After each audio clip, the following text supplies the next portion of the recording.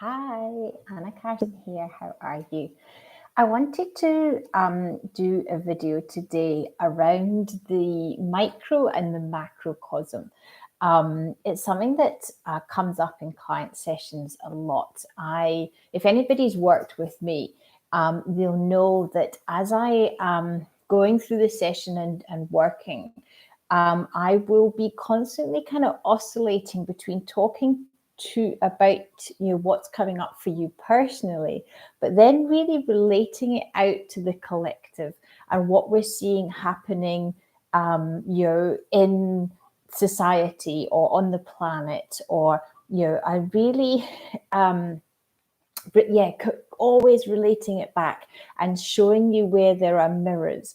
And I was interesting because I was doing it today in a session, and I suddenly realized why I was doing it, and it felt really important to come on and explain a little bit about it, because what I'm doing as I'm doing that is helping us. You're helping us to weave this understanding, weave this connection.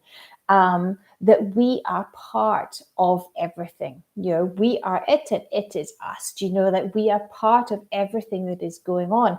And what we are experiencing in our personal life, we're so used to feeling individual, that we are our own little island, that what is happening for us is only happening for us. And we feel very separate. And this is part of duality. This is part of being on planet Earth. This is part of the human experience. But as we are going through this ascension process, as we are going through this evolution, as we are working our way towards walking our way towards union, walking our way towards unity consciousness, then we need to be starting to weave this understanding that what we experience as an individual is also being experienced on the greater collective. And I don't just mean that there's somebody else experiencing the same thing. It's far, far deeper than that. It's that the whole collective as a whole is also experiencing it. So, for example, it might be something that you're experiencing in your relationship. But what we can, if we zoom out, we can see that as a society, that we might be experiencing this. So something like, say, the patriarchal system. We are seeing the breakdown of the patriarchal system at the moment. Over the last few years, we've obviously had the rise of the feminine, and this has been happening since the 60s.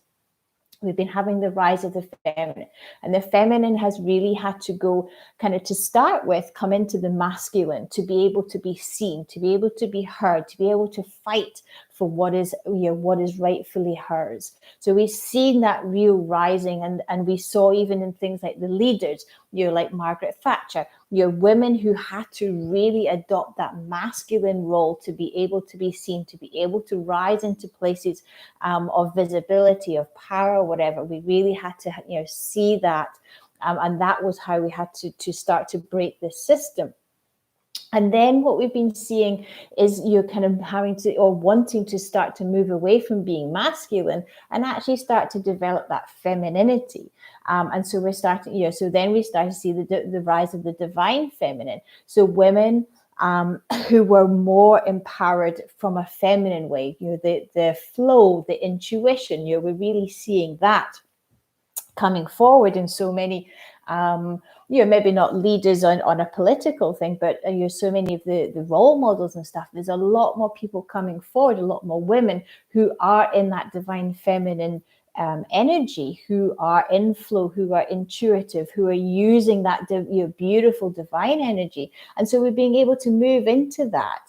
And as that happens, we're then seeing that breakdown of the patriarchal system, in the fact that the way that that system has worked has been through dominance, has been through oppression, has been through suppression, and so we're having that breakdown. But what happens is that then leaves the masculine in a confused state. Is that, okay, well, I can't be this anymore.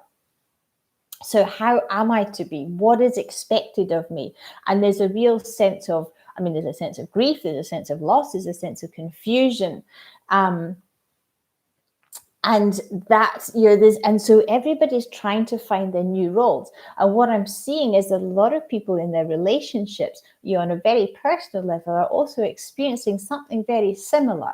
That there may have been in relationships where the man was dominant. They may have been, especially if it's been a trauma, if women have experienced trauma, wherever they may be in, it might be an abusive relationship, or it might just be a manipulative relationship, or it might just be, just neither of those are negative, but just seeing that the power dynamic hasn't been as it should be. And so as women, because it has predominantly been women who are doing their personal work, who are delving deep into their own development and power, that they are then expecting more of the masculine, expecting more of their partners, and this isn't just intimate relationships, but I'm seeing obviously this a lot in client sessions.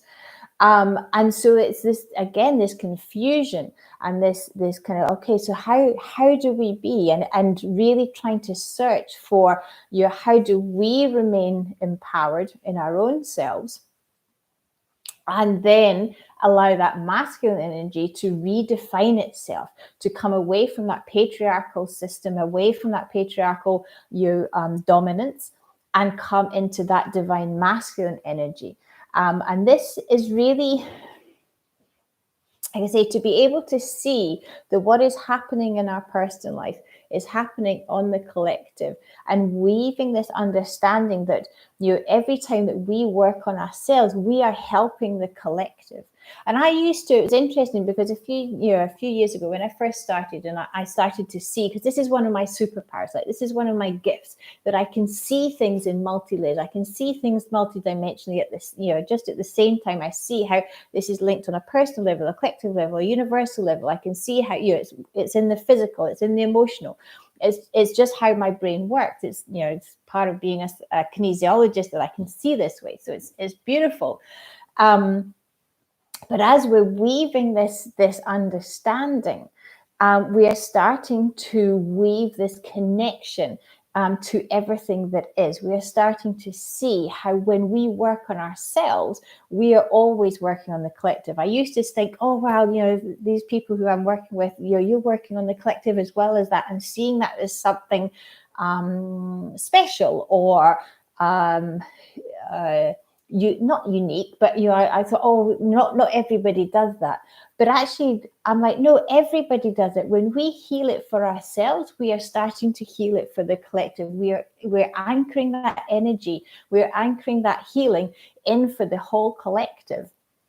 And so when we understand that, and when we weave that knowledge, we are starting, and we are helping us to kind of tether ourselves more and more into unity consciousness, more and more knowing that what we do on an individual basis is then anchored into the collective, is then anchored into the planet, allows other people to connect in, allows that healing to happen. And this is, it's the magic of being here. It's the magic of being human. That we aren't these individual little islands that exist without affecting everything else. Everything that we do, everything that we are experiencing is experienced on the collective, is experienced as a whole. And so I really wanted to, I guess, bring awareness to this on a greater level, help people to understand that. And you can use your own, obviously hindsight's a great thing, but like looking, okay, what's happening on the collective? Is that being reflected here? How can I help to do, to change that on a personal level? Sometimes if we take that view from a more observer view and say, okay, I can see that happening on the collective, what could I do there on the collective level? Or if I saw it in somebody else, is there some advice? Is there something I could see that would assist that? And then we can turn that back around to ourselves and say, okay, maybe that's actually something that I can do for myself in this situation, because sometimes we can be so clouded in our own, excuse me, in our own experience, that it can be hard to understand what we need to do. But when we come out of that personal view and look at it from an observer point of view, whether it's on the collective or just somebody else, we can actually get a clearer perspective and a clearer understanding and know what to do. And so the more that we weave ourselves into the collective, the more that we see ourselves really as part of it, there's nothing separate about us, that we really are grounded in this, this human experience together. And that everything that we do affects others, others affects us. And then we can start to really understand how much of a change that we can make in this world by anchoring our own healing, our own experiences, into the collective to help others to also do that and to also make those changes. So yeah, it was just a quick one. It was just something that was buzzing about in my head, and felt important to share, so that people can open themselves up. I think there's so much benefit in being able to zoom in and zoom out. Sorry, my children are just home from school. Being able to zoom in, zoom out, zoom into our own personal thing, zoom into the detail, and then come out and see it from the collective, see it from a planetary point of view, even see it from a universal point of view. You see it in the galaxy, see it in there's just such value in this. You're zooming in, zooming out. We see things from such different perspectives, but it also links us into this whole your experience, this whole collective experience. And knowing that we're not alone, and that is, it links us into that. It links us into that sense of belonging, that sense of, shared experience. And I think you really will help to bring forward this unity consciousness, this union that we, so many of us feel in here that is ready to birth. Okay. I hope that makes some sense and helps. And I always love to hear any comments or experiences that you have that maybe link in with this. Sending you lots of love. Bye.